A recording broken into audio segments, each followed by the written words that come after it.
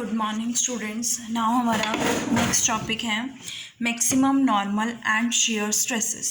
ठीक है, next topic है maximum normal and shear stresses. देखो इसका स्टेटमेंट क्या कहती है कि जो आपका मैक्सिमम शेयरिंग स्ट्रेस होगा is equals to one half the difference between the greatest and least normal stress and acts on the plane that bisects the angle between the directions of the largest and smallest principal stresses।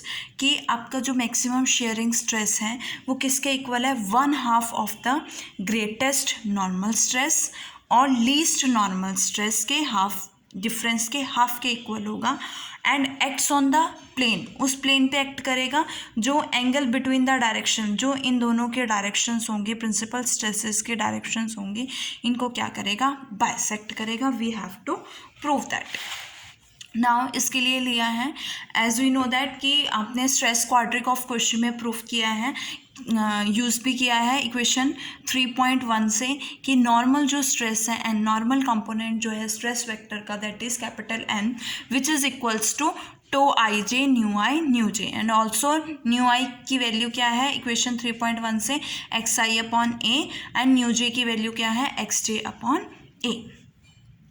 यहाँ से आपके पास क्या आएगा, to I J x आई और x J upon A square. Also according to stress quadratic of Cauchy, to ij xi xj is equals to plus minus k square है, so we can write this is equals to plus minus k square and ये आपके पास constant है, so we can write n is inversely proportional to the square of a where vector a is the radius vector of stress quadratic। जो a है आपका वो क्या है, radius vector है stress quadratic का। अब हम इसके एक्सट्रीम वैल्यूज़ के बारे में बात करते हैं।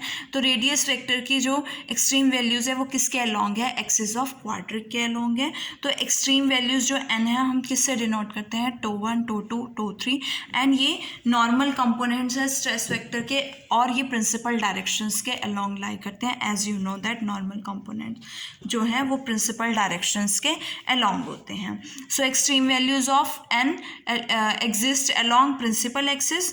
Also if we choose coordinate axis along the principal direction of the stress तो आपके पास टो 1 किसके इक्वल होगा, टो 1 के and let tau 2 is equals to tau 2 and tau 3 is equal to tau 3 and in this case tau I j is equals to 0 होता है for I is not equals to j where tau 1 tau 2 and tau 3 are principal stresses। Now as you know that कि stress vector की जो value है T I knew वो किसके equal होती है कंपोनेंट फॉर्म में, टो आई जे न्यू जे के इक्वल। अगर मुझे I is equals to 1 T 1 nu find out करना है तो मैं I is equals to 1 substitute करूँगी तो मेरे पास क्या आएगा, टो 1 जे न्यू जे की वैल्यू क्या है 1 2 3, so we substitute j is equal to 1, j is equal to 2, j is equals to 3 but tau 1 1 is equals to tau 1 but tau 1 2 tau I J is equals to 0 for i is not equals to j, so tau 1 2 and tau 1 3 क्या हो जाएगा, 0 हो जाएगा। So we get t 1 nu की value क्या है, tau 1 nu 1। Similarly we get T 2 nu is equals to tau 2 nu 2 and T 3 nu is equals to tau 3 nu 3। Also आपका जो नॉर्मल कंपोनेंट है स्ट्रेस वेक्टर का n वो किसके equal है, which is equals to T I nu I के equal. So we can write tau I J nu J and capital N। अब देखो अगर मैं इसको ओपन करूँ तो I इज इक्वल्स टू 1 जे, आई को 1 सब्सटीट्यूट करोगे तो आपके पास क्या आएगा, 1 जे न्यू जे। सिमिलरली 2 पुट करोगे, 3 पुट करोगे, देन जे को वेरी कराओगे, 1 सब्सटीट्यूट करोगे तो आपके पास टो 1 1 आएगा that is equals to tau 1 and similarly next value क्या आएगी आपके पास, टो 1 2 आएगी and tau I J is equals to tau I J is equals to 0 if I is not equals to J. तो tau 1 2 क्या हो जाएगा, 0। Similarly to 1 3 क्या हो जाएगा, 0। अब आई को आपने 2 भी सब्सटीट्यूट किया था तो टो 2 1 क्या होगा, ज़ीरो होगा, टू टू के लिए क्या आ जाएगा, tau two two is equals to tau two and tau two three is equals to again zero. Next आपने आई को थ्री भी सब्सटीट्यूट किए हैं, तो थ्री वन क्या आएगा, zero, three two again zero and three three is equals to tau three. So we can write tau one nu one square plus tau two nu two square plus tau three nu three square.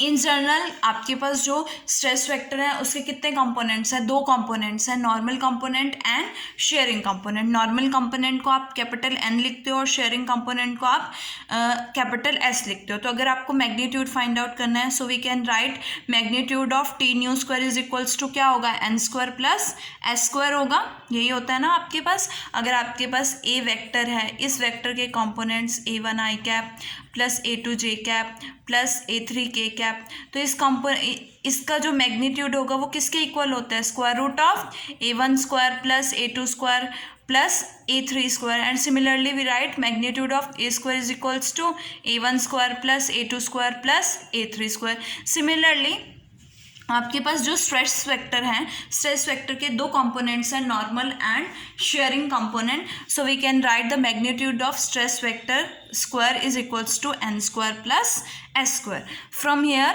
we can write s square is equals to magnitude of stress vector square minus n square. Now अगर मैं बात करूँ t nu square की, तो t nu square means component form में क्या लिख सकते हैं, T I nu square, and इसको अगर आप ओपन करोगे तो we can write T I nu dot, T I nu क्या होता है, टी आई न्यू का मैग्नीट्यूड का स्क्वायर होता है। सो टी आई न्यू डॉट टी आई न्यू। अब आई को वन सब्सटीट्यूट करो, टू सब्सटीट्यूट करो, थ्री सब्सटीट्यूट करो। अगर मैं आई को वन सब्सटीट्यूट करती हूँ, इट मीन्स मेरे पास T one nu dot T one nu होगा। आई को टू सब्सटीट्यूट करूँगी, T two nu dot T two nu होगा, एंड थ्री सब्सटीट्यूट करूँगी तो T three nu dot T three nu होगा। अब देखो टी वन न्यू की वैल्यू क्या है, टो वन न्यू वन, और इसका स्क्वायर क्या हो जाएगा, tau one square nu one square. Similarly t two nu की वैल्यू क्या है, टो टू न्यू टू, और इसका स्क्वायर क्या हो जाएगा, tau two square nu two square. Similarly t three nu की वैल्यू क्या है, टो थ्री न्यू थ्री, तो tau three square nu three square. ये आपके पास किसकी वैल्यू होगी, magnitude of stress vector. Okay, now देखो यहाँ से आपने नॉर्मल कंपोनेंट की वैल्यू फाइंड आउट किया है, यहाँ से आपने स्ट्रेस वेक्टर की वैल्यू फाइंड आउट किया है। तो अगर मैं ये दोनों वैल्यूज इसमें सब्सटीट्यूट करूँ, we get the equation number 3.11, that is we get s square is equal to t one square nu one square plus tau one square nu one square plus tau two square nu two square plus tau three square nu three square minus tau one nu one square plus tau two nu two square plus tau three nu three square का whole square. Because ये किसकी value है, N की value है, और यहाँ पे हमें क्या सब्सटीट्यूट करना है, n square. So we can write the whole square of this. Now जो आपके पास शेयरिंग स्ट्रेस है, shearing stress has minimum zero कब होगी, जब एन क्या होगा, व्हेन एन इज मैक्सिमम। और एन मैक्सिमम कब होता है, जब टी न्यू जो है वो न्यू कैप के क्या हो जाएगा, पैरेलल हो जाएगा। अगर that is if direction of new cap is taken along the axis of stress quadric such that, किस तरह से कि अगर हमने स्ट्रेस क्वाड्रिक के अलोंग लिया तो किस तरह से होगा कि nu one plus minus one होगा, nu two zero nu three zero, along principal directions आएगा। तो nu two is equals to plus minus one, nu three is equals to plus minus one. So minimum value of shearing stress is associated. तो minimum value जो shearing stress की है वो किससे associated है, principal direction से associated है। So we to find the maximum we have to find out the maximum shearing stress. तो हम क्या यूज़ करेंगे, लैग्रेंजियन मल्टीप्लायर का मेथड यूज़ करेंगे। उसके लिए हमने एक फंक्शन कंसिडर किया है, that function is equals to f is equals to s square minus lambda times nu one square plus nu two square plus nu three square minus one. और इसके लिए जो हमने कंस्ट्रेंट लिया है, कंडीशन ली है, वो क्या है, nu one square plus nu two square plus nu three square is equals to one. अब as you know that for finding the extremum values we must have partial derivative of f with respect to nu i is equals to क्या होना चाहिए, 0. It means i is equals to 1 2 3. It means partial derivative of f with respect to nu 1 is equals to 0. Partial derivative of f with respect to nu 2 is equals to 0. Partial derivative of f with respect to nu 3 is equals to 0. Now f का partial derivative अगर मैं new 1 के respect में find out करती हूँ तो मेरे पास S square की वैल्यू देखो क्या है. एस स्क्वायर की वैल्यू ये है आपके पास टो 1, ये है ना, tau 1 square nu 1 square plus tau 2 square nu 2 square this. अगर मैं इसका पार्शियल डेरिवेटिव करती हूँ न्यू 1 के रिस्पेक्ट में तो मेरे पास क्या आएगा, 2 टो 1 स्क्वायर न्यू 1. ओके, ये 0 हो जाएगा, न्यू 1 पार्शियल डेरिवेटिव है, ये भी 0 हो जाएगा. इसका पार्शियल डेरिवेटिव पहले स्क्वायर का करोगे तो 2 times tau 1 nu 1 square plus tau 2 nu 2 square plus tau 3 nu 3 square into इसका पार्शियल डेरिवेटिव 2 टो 1 न्यू 1, इसका 0 हो जाएगा और इस टर्म का भी क्या हो जाएगा, 0. So we get the value of s square is equals to partial derivative of s square with respect to nu 1. आपके पास ये आएगी. सेकेंड टर्म है लैम्डा टाइम्स सिस. इसका पार्शियल डेरिवेटिव करोगे न्यू 1 के रिस्पेक्ट में तो आपके पास क्या आएगा, ट्वाइस ऑफ न्यू 1 और nu 2 square 0, nu 3 square 0, 1 is also 0. So we get -2 lambda nu 1 is equals to 0. Similarly यहाँ से देखो 2 टो 1 जो है सॉरी 2 की वैल्यू जो है कॉमन आ रही है. So we can write tau 1 we get tau 1 square minus twice of tau 1 nu 1 square plus tau 2 nu 2 square plus tau 3 nu 3 square minus lambda is equals to 0. Similarly we can find out partial derivative of f with respect to nu 2. So we get this equation and similarly for nu 3 we get this equation. तो मेरे पास एक system of 3 equations आएंगी. अगर मैं equation 3.13 और 3.14 को solve करती हूँ तो मेरे पास बहुत सारे इनफाइनाइट नंबर ऑफ सोल्यूशन आएंगे. बट अमंग दो सेटिस्फाइंग आर, जो उनसे सेटिस्फाई हो रहे वो कौन से, nu 1 is equals to 0, nu 2 कुछ सोल्यूशंस हैं nu 1 is equals to 0 after solving आएंगे जो आपके पास जो इन इक्वेशंस को सेटिस्फाई करेंगे. That is nu 2 is equals to plus minus by √1/√2, nu 3 is equals to, and similarly for this and this. Now अब हम एक केस उठाते हैं when nu 1 is equals to 0 और न्यू 2 प्लस माइनस 1/√2 है और न्यू 3 प्लस माइनस 1/√3 है. Then in that case n की वैल्यू क्या होगी, देखो n की वैल्यू क्या है, n इज दिस, न्यू 1 क्या है 0, न्यू 2 क्या है प्लस माइनस 1/√2 का होल स्क्वायर 1/2 हो जाएगा. अगेन न्यू 3 बिकॉज पॉजिटिव के केस में भी स्क्वायर पॉजिटिव आता है, नेगेटिव के केस में भी स्क्वायर पॉजिटिव आता है. So we get positive value. Similarly nu 3 की वैल्यू क्या है 1 प्लस माइनस 1/√2 का whole square, again we get 1/2.